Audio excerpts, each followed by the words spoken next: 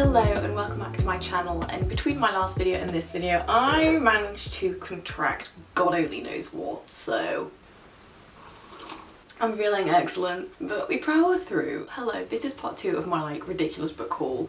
I made my peace with there will be a part 3, so stay tuned for that. This is all of the non-fiction that I have bought in all of 2024. I was thinking about this yesterday. This isn't every single book either though. There was more, and they've just seeped into my bookshelves somehow. I have this thing where I can't put something onto my bookshelves, I can't share it with the rest of all of my stuff unless I have featured it in a book haul. I mentally have this thing, so that's why you're getting this ridiculous book haul now. And also, since that last video and this video, yes, I managed to get ill, but this is a lemsip, it's not a cup of coffee or tea, it's lemsip. I also managed to buy more books. So that kind of is what it is, isn't it? One of my friends is leaving the UK, which is painful. One of the things we want to do is explore the massive bookshop on Gower Street near UCL in London. It's a huge bookshop. If those of you visiting London are book people, it's massive. Go have a look. We literally went in there during daylight and came out and it was dark. I set myself a mental limit of 3 books and came out with 4 because what is a gift? Or I hope it's going to be a gift. Let's start with those ones.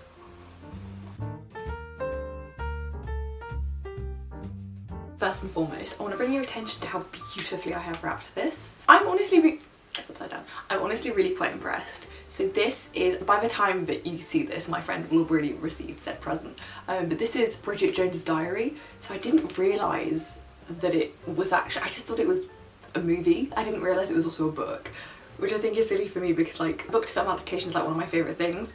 So I bought this for my friend because we frequently joke about her just being Bridget Jones. I did consult one of our mutual friends though, and she's convinced my friend already has this book. So I was like, oh, it's both great and terrible when you nail it that much, right? Where I know this person, I know they'll enjoy the book, and then they tell you they own the book. I will bring a backup book. I'm giving her this present tonight. I'm going to bring a backup book just in case, because God forbid. I also haven't written in this as a gift, which I usually always write something in a book I give somebody, but I don't want to do it now, and I haven't done that with any of the books I bought any of my family for Christmas, just in case they own it. And then one thing we do on Christmas Day is because we always all buy each other books, is when we can book swap. And once somebody's confirmed themselves and claimed a book, then I will write something in it.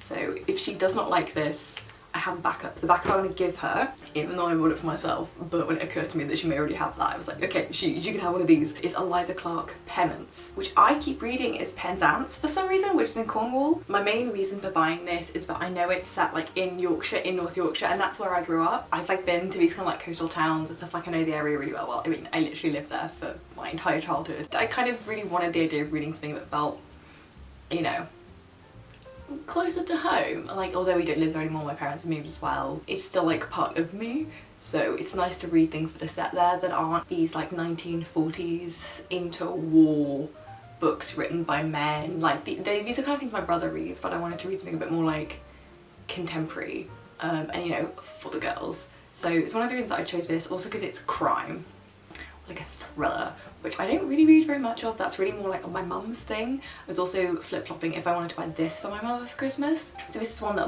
if my friend has Bridget Jones, I'm more than happy to part with, but I will just go and buy it myself. It's been nearly a decade since the horrifying murder of 16-year-old Joanne Wilson rocked the small seaside town of Crow-on-Sea. Now journalist Alex Ed Carnally has constructed what he claims is the definitive account of the crime. It's a riveting snapshot of lives scarred by tragedy and a town left in turmoil. The only question is, how much of the story is true? It took me a moment to try and figure out how real this book was, but that's also kind of the fun of it. And also, shout out to this edition by Faber and Faber because the font is huge. It's very dyslexia friendly, and even though this is a 400-page book, I reckon this could be blitzed through pretty damn fast. So I kind of want to see if I get to keep this copy, you know, how much of the sort of landscape that she writes in do I actually know? Yeah. But also, yeah, I was a 16-year-old girl living in North Yorkshire, so I don't know. I don't think I miss that point of my life, but I feel now at 26, ready to start looking on it retrospectively and kind of unpacking that. I once made a video called Where I Grew Up. I'll see if I can link it. I can't remember which corner it is, but it's taken a long time for me to have a more positive relationship with growing up in Yorkshire. and then especially now, like looking back on it, I don't feel like I come across stuff often that is set in Yorkshire, like that's more for the girls, if that makes sense. So that was also something that I'd seen on BookTok, which is why I bought it. Another thing that I've seen all over BookTok is A Little Life by Hanya Yanagihara. I hope that's how you say that. I know about the cover. I'm just gonna say this. I know about the cover. If people don't know about the cover, do not mention it in the comments. But yes, I know about the cover. I've just seen this so often, and one of the posts I like on BookTok is when people do like they put the cover and then they put like all my eyes are going, or focus is coming in and out of this video, so I think we're just gonna have a roll with it. Oh, it's because it thinks this is a face. Ah, I see. Basically, like when it's the book and then it says like, oh, how people thought about each section, and a lot of people, I've consistently seen people get like heartbroken by this book, saying that they'll never recover and they'll never be the same. And one thing you know by now about me and my likes of literature is I kind of want it to like wreck me. The more emotionally disturbed, the more emotionally just like affronted, impacted, or I just want to feel things. The worst thing you can feel about a book is apathetic, you know? Yeah, I'd rather have a book that's so bad I want to write about how bad it is. Case in point, what's that stupid book, Before the Coffee Gets Cold? I fucking hate that book, it's terrible. At least it was so bad that it was easy to read, you know?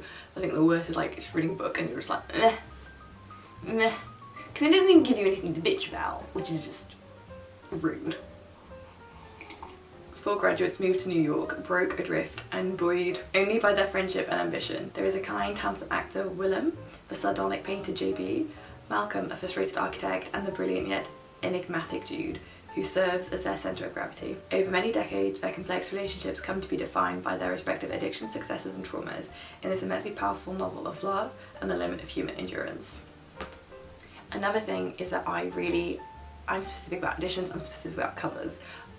I know you guys understand this, right? Also, in my last video I was referring to you as my audience, or like the audio, like people watching, like you guys, you lot, you watching, hello. It's funny to like refer to you as like a collective mass when like really this is more of like a one-on-one thing, isn't it? Anyway, I'm specific about editions. I wanted the one with this picture on the front because I know what this picture actually is. I'm really curious like about it because that's really all I hear about it, is the fact that it's gut-wrenching and the fact that the cover is what it is, which is fantastic marketing, like let's be honest, like whoever had that idea, more power to you. That's kind of one of the reasons I'm reading it. This is also, it's a big boy. It's 700 pages long, which is a lot, but I have been reading, I mean this year, in 2024, I only read 3 books that were like 600-700 pages, so which I usually don't do. I'll read like one a year that's like over 500 pages. 2 were fantasy, which does really help. It's quite fun as like a reader. I'm less intimidated by chonky boys. This is another one that has snuck its way into my book haul. I have to calm down. Yes, I am also a victim of BookTok. For example, The Coffee Gets Cold is me being I've been a victim now of BookTok, which is why I love that this like lit talk thing is like a word. It is true, not every book is literature. Who are we to assign what literature is really necessarily? I don't know. I can decide what literature is, believe me. Oh my god, some things just do not count. And people are like, oh, that's a potential. I'm like, that's the point. Like, that's entirely the point. Who are you to criticize? I mean, we all get to. It's the whole bloody point, right? Another thing that I saw that I got really excited about was I bought Dracula. And also, because we're in the massive Waterstones, there were like 4 different editions of Dracula, which meant I got to choose the one which suits my dyslexia best. This is one by Vintage Classics. It's a good 400 pages long and the font is very like nice and curvy and like more spaced out, and so like my eyes and my brain can just cope a lot better with this than with some of the other editions which are just a bit too like compacted, and that just makes it really hard. This is better margin so I can annotate this properly. It just makes it a lot easier to read and consume, and it's just, I'm less likely to get frustrated with what I'm reading, which is also lovely. These are really kind of things that influence my decision making in the editions that I buy. I don't think it's to be overlooked for those of you who have ADHD and dyslexia and those kind of things. I don't think I'd ever necessarily buy specific dyslexia editions of books, and I know that they're starting to like become more of a thing, and maybe I would for like a child or like a preteen or a teen, especially if they're like studying the book. I think dyslexia friendly study copies would be incredible, but in general I would just favour editions that are a little bit more dyslexia friendly but not dyslexia friendly, because they always look a little bit weird. They're never as cool, right? But this edition was very fun. I read A Dowry of Blood this year, and I was a little bit disappointed because it's not really what I wanted from my vampire book. So I thought I'd go to the source. An exercise in masculine anxiety and nationalist paranoia, Stoker's novel is filled with scenes that are staggeringly lurid and perverse. Collected inside this book are diary entries, letters and newspaper clippings that piece together the depraved story of the ultimate predator. A young lawyer on an assignment finds himself imprisoned in a Transylvanian castle by his mysterious host. Back home, his fiancé and friends are menaced by a malevolent force which seems intent on imposing suffering and destruction. Can the devil really have arrived on England's shores? And what is it that he hungers for so desperately?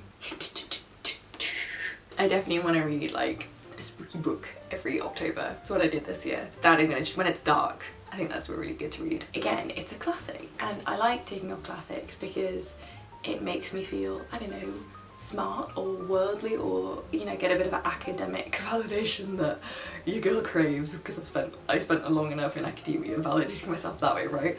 But I think it's very fun, and I don't care if maybe it isn't healthy. This is like not my problem. Oh, I didn't even realise. I just realised that this is teeth. That is quite a cool edition.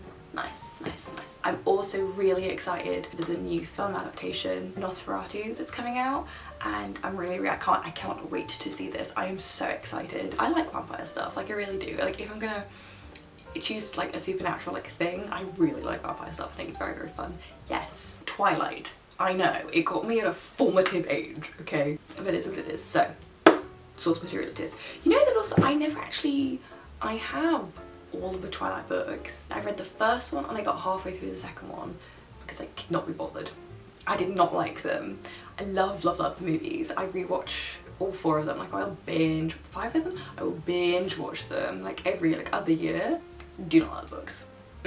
Not for me. Okie dokie, now to what I was supposed to be. Well, this video was supposed to start, so I wanted to just cover all of the non-fiction that I bought, and I said, right, that I'm gonna leave my fancy and historical fiction for a different video because it's a bit much and my voice is gonna So let's start with some of these Penguin, the little ones. I found these in a secondhand bookshop and they were very cheap. What were they? They were like £1 or something. So I couldn't really say no. This is George Orwell, Why I Write. So I primarily bought this because it was cheap, because it's short, and because it's been a long time since I've read any Orwell. Political language is designed to make lies sound truthful and murder respectable, and to give an appearance of solidarity to pure wind. Whether puncturing the lies of politicians, wittily dissecting the English character, or telling unpalatable truths about war, Orwell's timeless, uncompromising essays are more relevant and entertaining than ever in today's era of spin. I think this is quite interesting because, you know, of all this like fake news stuff, I think media literacy, and then also, you know, because he does write and I write, so I think it's quite fun to read other people, like what other people have to say. In this little edition, there are 4 of Orwell's essays: Why I Write, The Lion and the Unicorn, A Hanging, and Politics of the English Language. Politics of the English Language is something that I was made to read at like 16, 17, and for an English class, and I think it fundamentally shaped how I thought about literature, how I thought about just like rhetoric and stuff like that, about the power and use of words, and it is something that I find that I actually do frequently think about, definitely more so than other things. But I also figured it's short and I haven't read one of these in a while, and I used to always read these to help me bump up my Goodreads totals. So just a sneaky little tip if you're trying to get the last couple things in. Penguin Rare Ideas. I think it's a fantastic series, and it makes a lot of these things a lot more accessible to a wider range of people. Case in point, I probably wouldn't have picked this up if it was in like just a bigger collection of essays. It makes it a lot less intimidating, and I think those books also put you in contact with a wider range. Speaking of, I bought somebody who I don't know. This is William Hazlitt on The Pleasure of Hating. Look, I just was just curious about what you could possibly have to say. Love turns with a little indulgence to indifference or disgust. Hatred alone is immortal. William Hazlitt's tough, combative writings on subjects ranging from slavery to the imagination, boxing matches to the monarchy, established him as one of the greatest radicals of his age and have inspired journalists and political satirists ever since. I don't know who this man is. William Hazlitt, 1778 to 1830. That is like one of my periods that I like reading about the most. Also like a bit before as well. Kind of comes as slightly more post-enlightenment. The essays in here are The Fight, The Indian Jugglers, On Spirit of Monarchy, What is the People, On Reason and Imagination, and On the Pleasure of Hating. Most of these books are only about 100 pages, and I think sometimes in some of these I have discovered people who then I've gone on to read much more of their writing. I think the best example of this is Michel de Montaigne. There is a little penguin one of these, and as a result I bought the big chonky edition, and even Folio Society ended up sending me like a really big beautiful edition of some of his essays. So I really think this is like, these books are thoroughly and fundamentally just like a gateway drug, and I think that's fantastic. I really do encourage you to buy these and to gift these as well, and obviously to read them. Yeah, it's fact I found these secondhand and that was just an absolute no-brainer. So yeah, let's see what they have to say.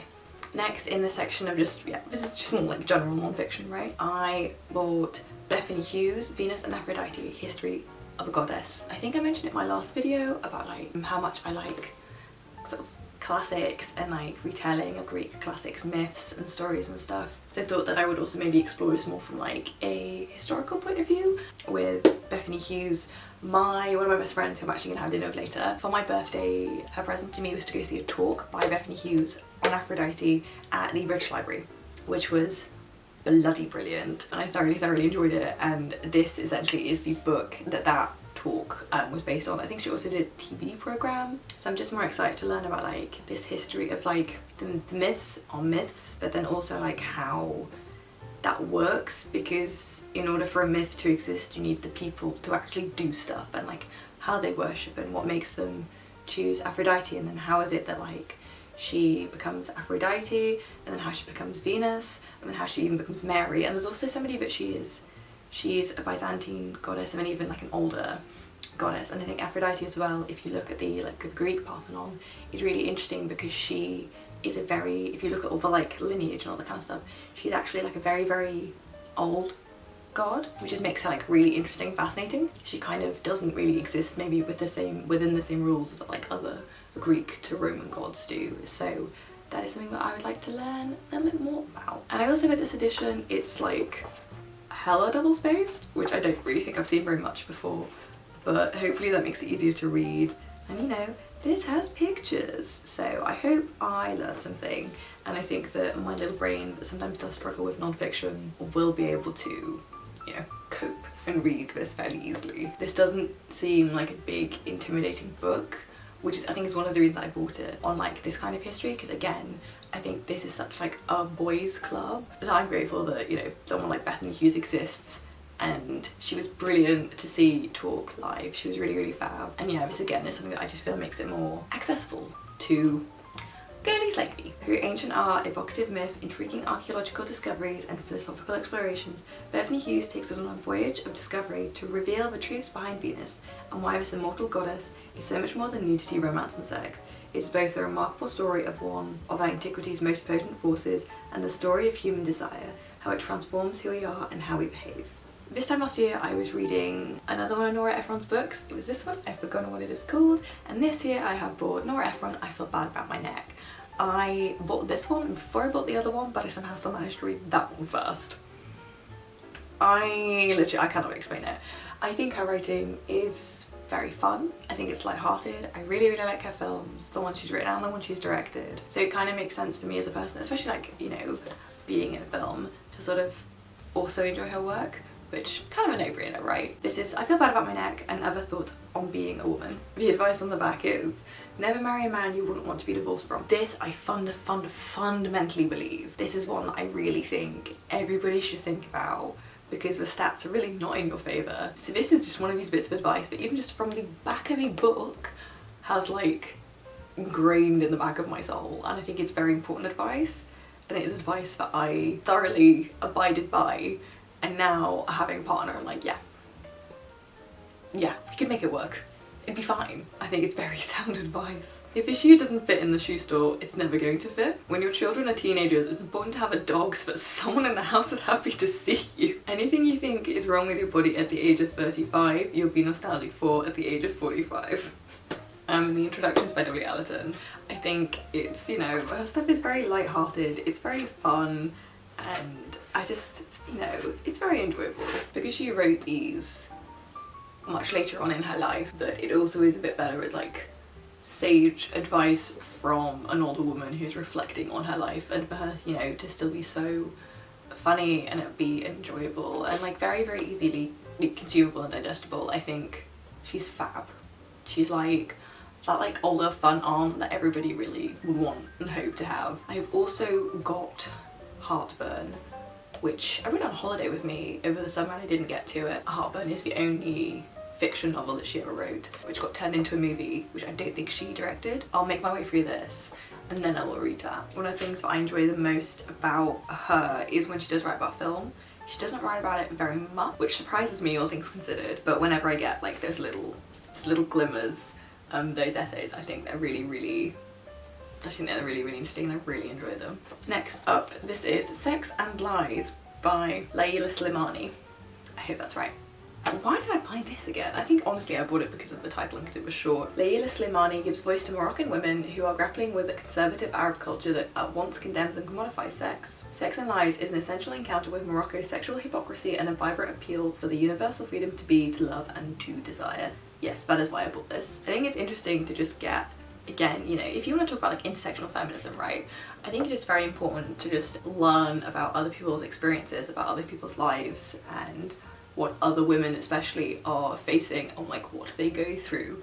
So yeah, it's one of those where like I don't know anything about this. One of the more interesting books that I read that my brother got me 2 years ago for Christmas was The Sex Lives of African Women, which is a collection of essays, and that was really, really interesting. So I really recommend that, and I kind of sort of see this in this kind of vein of just, you know, I don't know anything about Morocco, really, and I really haven't read that much about Arab women, so curiosity has got the better of me. It's about time this has made its way onto the shelf. Ooh, so this, okay, first of all, it's a hardback. It's a gift. In my last video, I a couple times referred to like, oh, I'd received a book from a friend, and I showed my boyfriend it and he got a little bit. He is said friend. I'm just so used to referring to other people in my life who like, if they give me books or whatever, just to like give them the general label of a friend or like my friend rather than specifying who they are. He wanted to be specified when it came to like book gifting. So my boyfriend got me this mainly because he had a copy, he bought it for like one of his cousins, and I was like, what you got there? This is The Practicing Stoic, a philosophical user manual by Ward Farnsworth. The cover is pretty damn cool. From what I understand, it's... Ah, that's where that went. This is very cute. So this is extracts of Stoic philosophy that are arranged by theme, which I thought was honestly really quite cool. It's like a reference sort of thing. Some of the different themes are on judgment, perspective, death, desire, wealth and pleasure, what others think, valuation, emotion, diversity, virtue, learning, which I think is very fun. And some of the people, you know, that they're quoting are, you know, it's Seneca, it's Marcus Aurelius, it's Montaigne, it's Johnson, it's a lot of Seneca and Marcus Aurelius, and a lot of Cicero. These are people that like I have read here and there. Do you think having things arranged this way is really quite valuable? I kind of have a love-hate relationship with Stoicism. The hate comes, I think, a little bit from how like men interpret and then try to be stoic, well, it's not necessarily, like Stoicism is not necessarily an end goal that you 100% want to commit to, because believe it or not, showing and feeling your emotions is a good idea. But if people want to like, you know, be stoic about it instead of like blowing up in anger or something like that, more power to you. That's always healthy. You know, men will do anything but go to therapy, but I think as an, you know, a way of organising like different bits of philosophy to like dip in and out of it, I think is really quite interesting. I did heavily hint that I wanted this, so, and I realised that this was also a birthday gift, which is very lovely. So this non-fiction, I acquired in a weird way. I was on an airplane and I saw somebody reading this, just the cover looked really, really good, googled it immediately, and then when I got home ordered it. This is How to Hide an Empire, A Short History of the Great United States, which I honestly find really interesting. I don't know if I will actually ever read this. I don't know if like just buying it and having it in my library is enough of an emotional fulfillment. And maybe I will read this one day. I feel like I need to be more mature, but I do think this is a really interesting cover. So 10 out of 10 marketing. I didn't buy this book. We know America has spread its money, language and culture across the world. I think this is one of the reasons that I wanted it, was because I joke so frequently about American imperialism and maybe wanted some like facts to be able to like drill that in there to sound a little bit more educated. We know America has spread its money, language and culture across the world, but we still think of it as a contained territory, framed by Canada above, Mexico below and the ocean on either sides. Nothing could be further from the truth. This is the story of the United States outside the United States, from 19th century conquests like Alaska and Puerto Rico to the catalogue of islands, archipelagos and military bases dotted around the globe. Full of surprises and previously forgotten episodes, this fascinating book casts America's history and its present in a revealing new light. I think I also bought this around the time of the US election, so I was getting a lot of just like more American history stuff, more American politics and things on my sort of TikTok for you page, so I kind of wanted a bit more history to embed what I've learned in more of a substantial, fact-checked academic framework, shall we say. Especially because like America is such an odd one, because when you talk about the States it's so hard to an extent because it is so huge. It's a little subcontinent, like it is massive, so it's very difficult to talk about America as a whole because in a way you almost shouldn't look at America as a whole, because it's too big, there's too many people, it's too different, and there's too many cultures, and this is kind of one of the things that I wanted to read and learn about to kind of understand that better. Because it's like, I understand the concept, but I don't have the content to really, you know. Do any of you read a lot of non-fiction? Let me know how you feel about this. The other reason I don't really read that much non-fiction is because my brain often will just dump the information, and it is incredibly frustrating. So if anyone has any tips for retaining this kind of information, because my brain does not. I want to try and be better than I am, or believe I could be, which is maybe what buying this book represents. Anyway. Okie dokie, moving on. Let's blitz through the Harvard Business Review books that I bought this year. I've also, on my other pile over there, noticed I'm missing one. Give me one sec. So for those of you who follow me, because, you know, I talk about fiction and I talk about classics. Look, I also fucking love Harvard Business Review books, especially these ones. I have quite a few of these, I will be honest. Those of you who've watched me for long enough will know I refer to these as Finance Pro books. I fucking love me a Finance Pro book. It's like crack to me. I don't know what it is. It's just like, it's because they promise, these books like promise you so much. Do you know what I mean? And it's like this idea that if you read this book, you'll be so much better at all of these things. And it's just very, you know, it's good goddamn marketing is what it is. But I bought 3 new ones.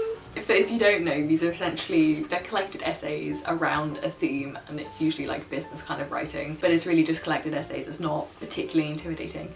I've read a bunch of these before. I do rate them. I especially rate this one. This was very important when I read it. It helped shape how I've managed teams before.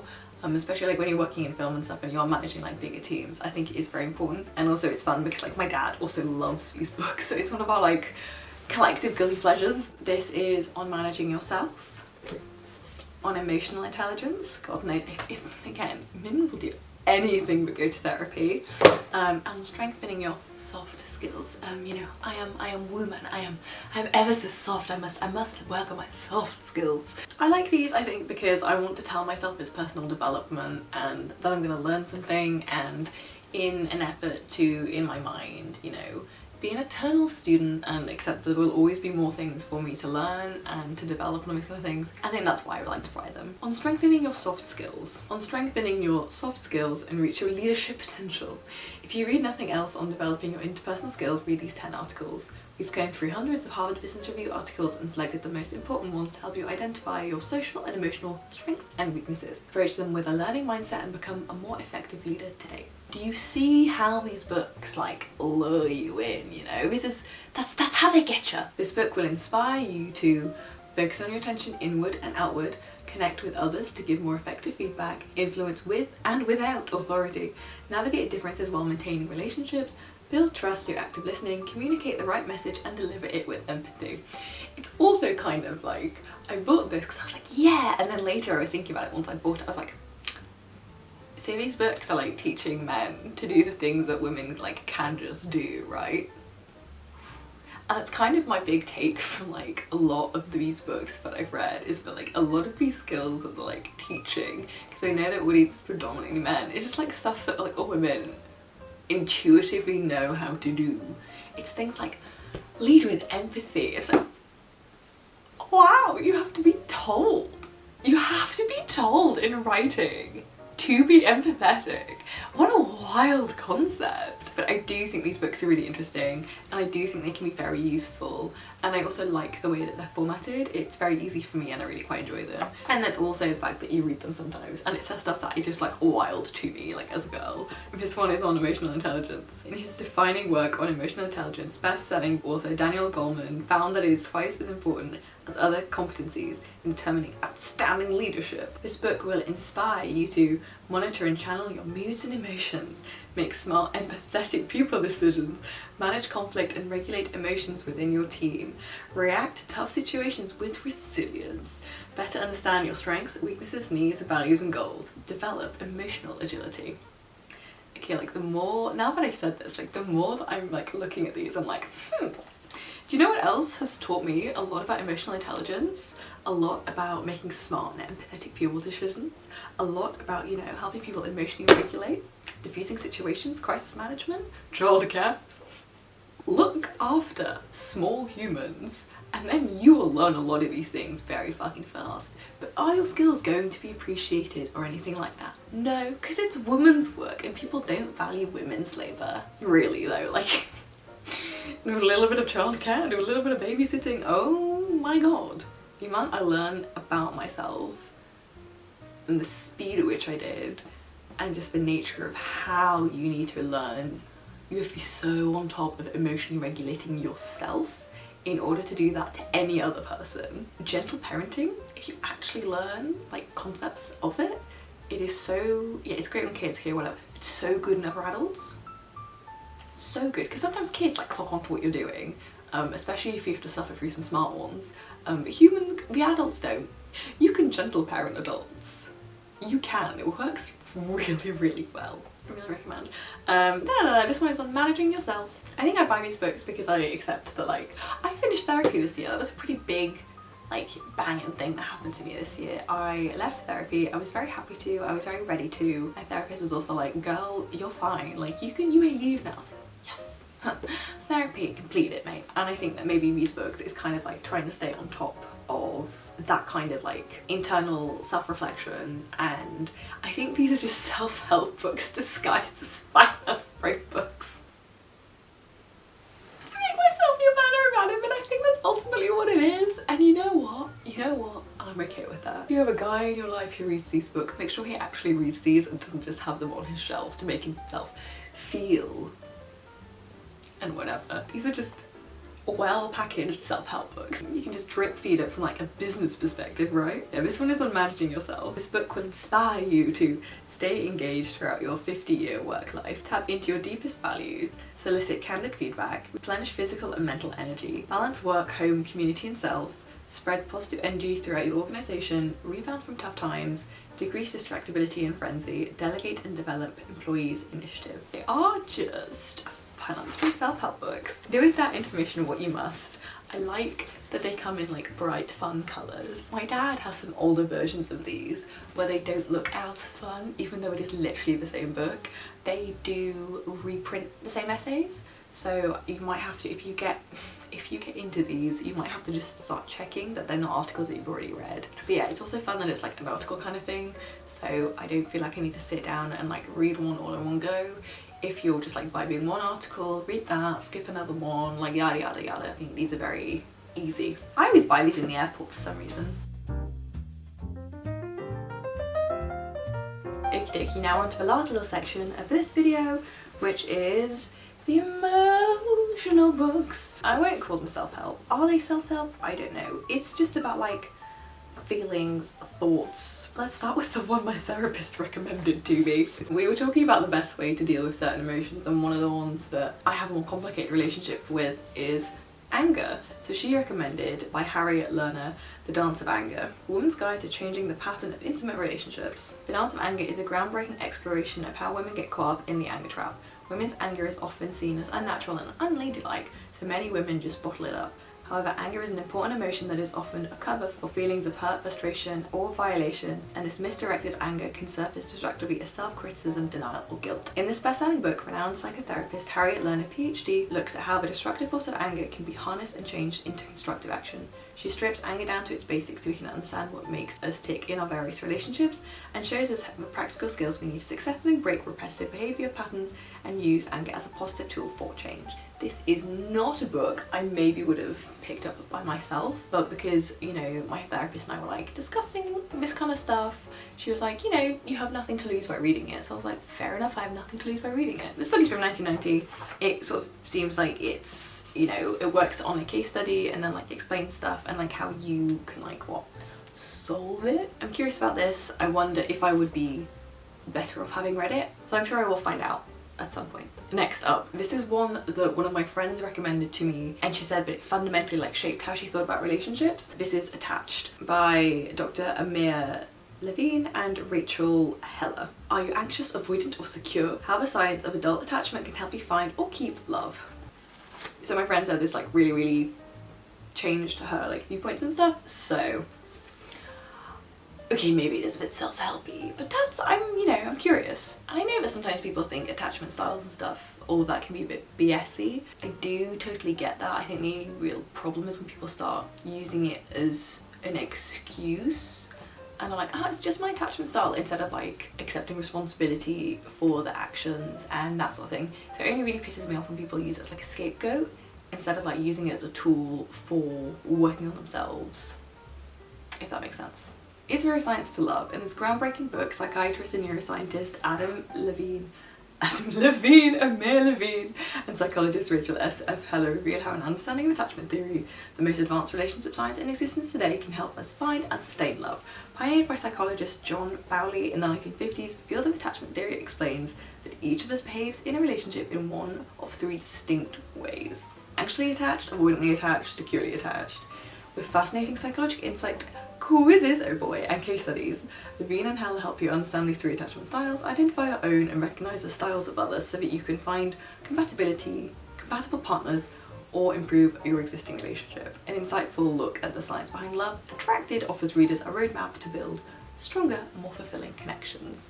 We'll see how I feel about that. I always feel when people talk about like attachment styles, I just kind of want to like huff and roll my eyes, because it kind of makes me feel like all of those School of Life videos, and I really don't like them. I used to, but now I don't, because the voice of the guy who narrates them really annoys me.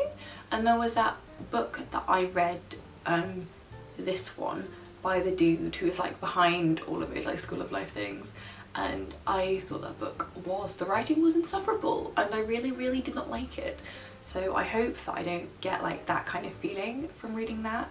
If any of you have read it, do you agree with my friend? Do you find it like groundbreaking and like changing your opinion on relationships? Look, I'm open to like having my mind blown, I guess, or just getting a little bit more of a solid understanding on these things. For example, I'm a big believer in like love languages, and I think it's really helped me understand myself and people around me, not like just necessarily like romantic relationships, but also just like friendships and all these other things. I personally think that system of like love languages really makes a lot of sense. Yeah, we'll see how I feel about that one. Okay, the last one in here that I've bought is this one. I have two other books which I got at like a book thing, but this one is Leonard, why does everyone have such difficult names? Molodinow. Emotional, the new thinking about feelings. Okay, first things first, there is an index and there are notes. This is the only thing that I think matters with books like these, okay? If there are no footnotes, how am I supposed to believe it? Give me a blurb. Let's just read what the FT says about him on the back. Fascinating, compelling, emotional shows that rather than being counterproductive, emotions enrich our lives and understanding, then better equips us to realise what it means to be human. I guess that's kind of what I said about Stoicism, right, is that I worry that people who adopt Stoic kind of philosophies then use it as a way to like not deal with their feelings, but really we should learn to... It's one thing my therapist would say to me over and over again, is like learning to like feel your feelings. Like that is like sometimes the hardest thing, especially when you go straight to intellectualizing your feelings instead of just like sitting in it. Okay, so what are the chapters in this? Part 1, what is emotion? Thoughts versus feelings, the purpose of emotion, the mind-body connection. Part 2, motivation, inspiration, determination. How emotions go to thought, where feelings come from. Motivation, wanting versus liking, determination. And then part 3 is emotional tendencies and control, your emotional profile, managing emotions, and then an epilogue. Okay, yes, but who is he? Noted physicist and science writer Melody Now brings an update view of neuroscience surrounding emotions, reveals little known facets about our worried, weary minds. Okay. When I read these books, I just like want them to be like somebody who is, you know, worth reading what they have to say. Because if they're like nobody, then it's like, okay, but then why are you writing about this? Like, okay, I want to see qualifications, I want to see universities. Like, maybe that's just me, but that's like, if I'm gonna read something non-fiction that you have to say, I want credentials. And I think that's fair enough. Alright, so these are 2 books that I received. I went to like a book talk and they just gave us some free books. They were offering them, I was gonna keep them. So I have one book by Beverly Stone called Stay or Leave, and one book by Isabel Lozada, Sensations, Adventures in Sex, Love and Laughter. And because we could take both, I took both. I think the one that I probably will read, I don't know if I need to read this because this is about like what, like, should you stay or leave a relationship? I don't know, mine's pretty alright. But who knows, maybe one day I will need this, or maybe one day someone I know will need this. So you're stuck in an unhappy relationship, you're not sure you want to stay but you can't make up your mind to go. You're stagnating but feel powerless to do anything. Help is at hand! Successful relationship psychologist Beverly Stone will get your life back on track. She uncovers the root of your confusion and helps you make the big decision. Stay or make a go of it in a radically improved relationship, or leave, confident and happy. Step by step, she helps you make your decision and puts your choice into action. New is a free book. And I don't know, maybe one of you needs to see this exists, or maybe someone in my life needs to know that I have a copy of this. Maybe one day I would need it. Who knows? You can't plan for the future, really. I think it's such a fallacy of life that we think we can. But yes, this one is one I'm more interested in. Sensation. Oh, I thought it was sensations. Sensation. Who has messaged me? My friend I'm having dinner with has messaged me going, hello, I'm gonna wear a dress, no pressure. To which I responded with, okay, no pressure, I blow dried my bags. Okie dokie. Why did I pick this? I mean, it was free, but why did I pick this? Honestly, I fundamentally believe you can always have better sex. It's always possible. Doesn't matter how good the sex you have is, you can always have better sex. This is not a sex book, but a book about sex. Isabel Lozada brings her unique blend of humour, curiosity and honesty to the still taboo subject of sexuality and pleasure. This is a brave, funny and often vulnerable quest to find out how we can make our sex lives better. On behalf of all women are slightly terrified, Isabel begins with a women's workshop where she has to get naked. She journeys through the first international conference on clitoral stroking, is informed of 11 different forms of orgasm. What? 10 of which she hasn't had, and endures Kegel exercises and mystical sensations with tantric masters. Irreverent yet open-minded, Sensation is a book about moving and challenging. Anyone who has ever been tempted to dip their toes into the deep waters of sexual inspiration, this book plunges you straight in it. Isabel Lozada is a best-selling author of 5 previous books, including Battersea Park Road to Enlightenment. Isabel has worked as an actress, singer, dancer, researcher, TV producer, broadcaster, public speaker, comedian and author. She remains firmly committed to narrative non-fiction and swimming against the tide. And she is a London girlie, which for me I guess is the most important thing. I love to see it. Alright, oh my gosh. I still have... Oh my god, I have another pile of books. Fuck, that's actually meant to be in this haul. God's sake. Oh my god, it never ends! I am wearing my pyjamas and a nice top, it's fine. Don't worry about it. Worry about yourself!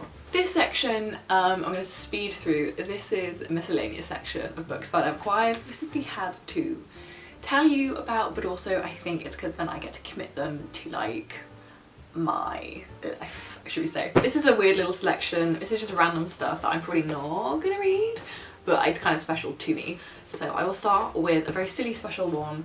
This is a edition I have been given of the Rower Children by E. Nesbitt. What is she? Elenane?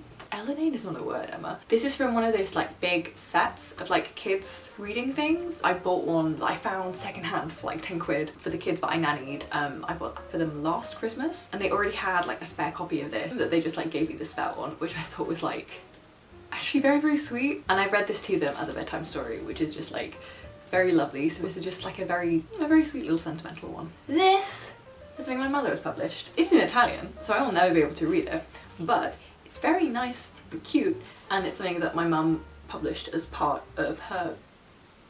Mummy? Mother? Hello. You do seem to have written that book. It's in my book haul. Could you explain to the nice boys and girls at home, could you just quickly summarise what this is before I get it wrong? It's an anthology. So we had a research project in Lugano at the Swiss University there. For that research project, we made a database of 19th century conduct and etiquette books. And because we were making that database, we were correcting text that we had treated with OCR, which is optical character recognition, and that gives an output with lots of errors. So we were just putting together the original book with then the output of the character recognition and trying to get to error-free versions. And whilst we were doing that, we noticed that some of the passages were they were funny, or they were unexpected, they were entertaining. Because lots of these writers, they were novel writers. They were in possession of the craft of writing. They knew how to put together a text. We then withheld all the nice passages from that corpus. We put them together in this anthology. We provided them all with a very short explanation, like contextualization of the passage, split them up in a couple of topics to just organize the material, and that's it.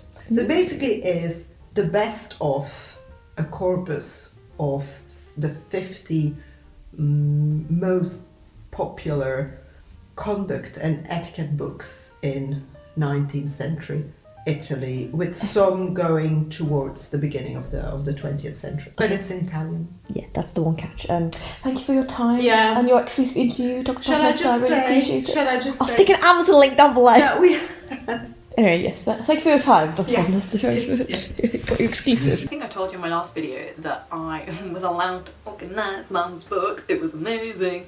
And basically when I got this out of the box, she had like 10 of them. So I was like, can I have one? And she was like, sure. It's mine now. It's just like a funny holding in your hand, like a physical thing of like the work you know your parent has done. This is from quite a few years ago now, but like I saw how much work and time and effort and love and just everything that my mum like poured into this. So I think it's just very cool, but it's like you know, it's like you can physically touch it. It's like here, and I think that is very cool and very fun. And this next little pile is a little bit different because I was buying a lot of secondhand books this year. It meant that I found a lot of old copies of books I like. I really like the old Penguin Classic editions, which I think I mentioned, and I really like the bright orange Penguin editions. So I got an old copy of Nancy Mitford's Voltaire in Love. I got Nancy Mitford Love in a Cold Climate. These are books I've all read. I got a copy of Daniel Defoe More Flanders in this kind of edition, and then I got Daniel Defoe More Flanders in a old Penguin Classics edition. So this is quite niche, but I do buy different older editions of some of my favourite books. It just makes me really happy, and one of my friends is doing this as well, and she does it with editions of Evelyn Waugh, which I think is very fun. So it's nice that we have this little sort of like shared thing. I think is very fun and cute. It's all, you know, for the bookshelf aesthetic of some of these, and I don't think there's anything wrong with that, especially because like I've read these books, so it's fine. It's not just decor. It is decor, but it's like collecting. You know what? It's a library. But yes, there we bloody well are. That's all of the like stuff I managed to buy in between videos, all of the non-fiction I bought, all of the emotional stuff I bought, all of the stuff that's definitely not self-help books, the Harvard Business Review ones, and then some of the more miscellaneous things I have acquired that have made its way into my collection. I keep staring off at all of the bookshelves that I have in this room. But yes, there we go, there we have it. Thank you so much for bearing with me and for bearing with my cold. I hope you can hear me properly. I now have one pile left, it's a big boy pile though, of all of the historical fiction and fantasy that I read this year. So you will once again have to drop by and stay tuned for that. Again, I'm gonna try and work on my turnaround. I think in the last month I've uploaded more videos than I have in the last 6 months, but that's fine. And you can hit the bell. I post so erratically, you may as well hit that bell so you know when I upload. I'm someone it's worth doing it for. Thank you very, very much for watching. Like, subscribe and all that jazz, and I will hopefully, I'll see you very soon. Goodbye.